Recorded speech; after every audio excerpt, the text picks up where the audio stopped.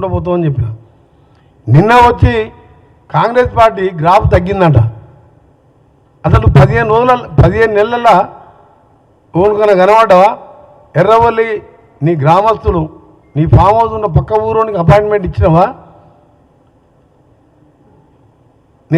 నీకు కాంగ్రెస్ గ్రాఫ్ తగ్గింది ఎట్లా తెలుస్తుంది? ఏదైనా ఊరికి పోయినావా?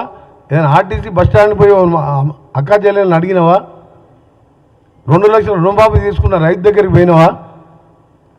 ఇవాళ నువ్వు ఆపేసిన ప్రాజెక్ట్ ఎస్ఎల్బిసి సొరంగం పాలమూరు ప్రాజెక్టులకు జెండర్లు పిలిచి 80% 70% మా ప్రభుత్వంలో పూర్తి ఆగిపోయిన పనులన్నీ కూడా పూర్తి చేసుకుంటూ కొడంగల్ లాంటి నారాయణపేట దేవరగ అలాంటి ప్రాంతాలకు నీళ్ళు ఇచ్చే కార్యక్రమం చేస్తూ ఆ ప్రాజెక్టుని మొదలు పెడుతున్నాం. నిరుద్యోగుల కోసం స్కిల్ యూనివర్సిటీ కాదు 56,000 చిన్న చిన్న కారణాలతో నువ్వే కోట్ల కేసులు వేయించి వాళ్ళకి అపాయింట్మెంట్ ఆర్డర్లు ఇవ్వకపోతే 12 నెలల కింద ఆర్డర్లు ఇచ్చి 1 సంవత్సరంకి వెళ్ళి జీతాలు ఎత్తుకుంటున్నారు, ఉద్యోగాలు చేస్తున్నాం. ఏమైనా అంటే అన్నీ మేమే రెడీ చేసి పెట్టినాం. అన్నీ రెడీ చేసి పెడితే నీకు ఆర్డర్ ఇస్తానికే నీకు టైం లేదా? నీకు అప్పుడు అన్నీ సాల్వ్ చేసుకుంటూ ముందుకు పోతుంటే ఈ ప్రభుత్వాన్ని నిన్న ఆయన మాట్లాడుతూ గ్రాఫ్ తగ్గిందంట.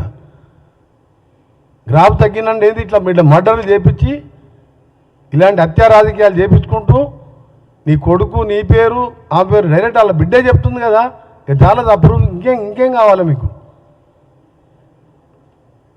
అందుకనే మీ ఒకటే చాలా బాధ ఉదయంతో చెప్తున్నాం. మీ ఎమ్మెల్యేలను కానీ మినిస్టర్లను కానీ సామాన్య ప్రజలంతా కూడా ఇవాళ దాన్ని మీరందరూ కూడా చూసిండ్రు. ఈ పార్టీ మేము వచ్చినప్పటికెళ్ళి వచ్చిన 2వ రోజు 3వ రోజుకెళ్ళి మా మీద ఈ గవర్నమెంట్ ఉండదు ఈ గవర్నమెంట్ ఉండదు అంటే ప్రజా పోరాటాలు మా తప్పులు చూసి పోరాటం చేసి ప్రతిపక్ష నాయకుడు అసెంబ్లీకి వస్తాడేమో అనుకున్నాం. ఒక్కసారి అసెంబ్లీకి రాలే. ఫామ్ హౌస్ ఒకసారి నిన్నొకసారి కనబడ్డాడు. ప్రతిపక్ష నాయకుడు అంటే ముఖ్యమంత్రి తర్వాత ఎక్కువ బాధ్యత ఉన్న నాయకుడు ప్రతిపక్ష నాయకుడు. ఒక్కసారి ప్రజల సమస్యల మీద మేము చేసే మంచి చెడ్లు ఇది మంచి ఎట్లా కాదు ఇట్లా పోనీ ఎప్పుడన్నా 5 ఎమ్మెల్యేలు ఉన్న మా బట్టి గారు ఒక్కరోజు ఆప్షన్ కాకుండా ఒంటరి పోరాటం చేసిండు 5తోని. ప్రతిపక్ష నాయకుడు పాత్ర పోషించావు, మా గ్రాఫ్ తగ్గిందంట. అంటే నువ్వు హత్యలు చేపించి కాంగ్రెస్ గారిని గ్రాఫ్ కాదు కదా, కాంగ్రెస్ పార్టీని నువ్వు ఏమేమి ఏం చేయలేవు. ఈ హత్యలు కిరాయి హత్యలు చేపించవలసింది తప్ప నీతో ఏం కాదు.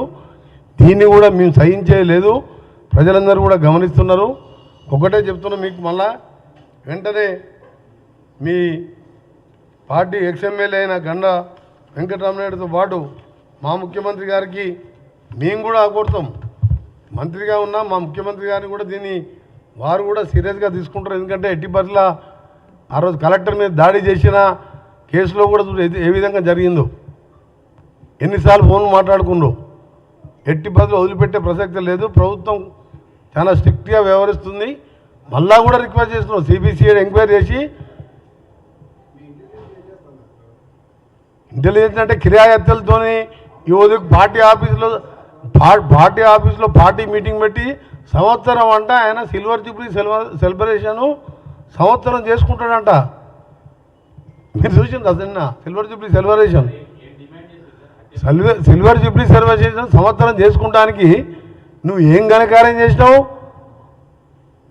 దోసుకున్నావు కాళేశ్వరం పేరు మీద, దళిత ముఖ్యమంత్రి పేరు మీద మోసం చేసినావు, దళితుల్ని డబుల్ బెడ్రూమ్ మీద మోసం చేసినావు, ఒక ఉద్యోగం ఇవ్వలేదు.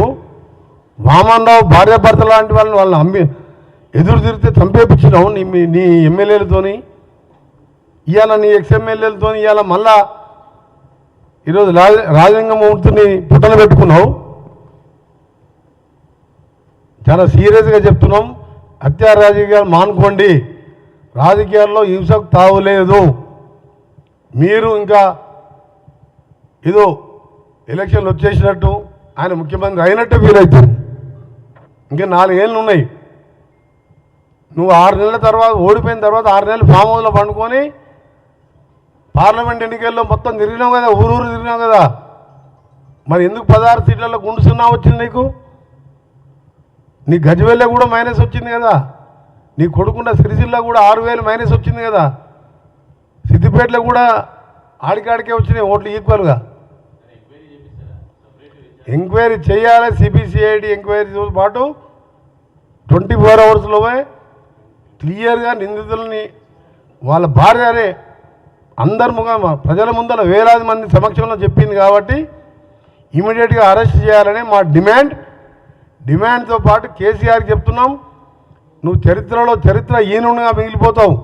ఆ రోజు దొంగ దీక్షలు చేసి తెలంగాణ నువ్వు తెచ్చుకున్నట్టు దళిత ముఖ్యమంత్రి అని చెప్పి లక్షలు దోసుకున్నావు.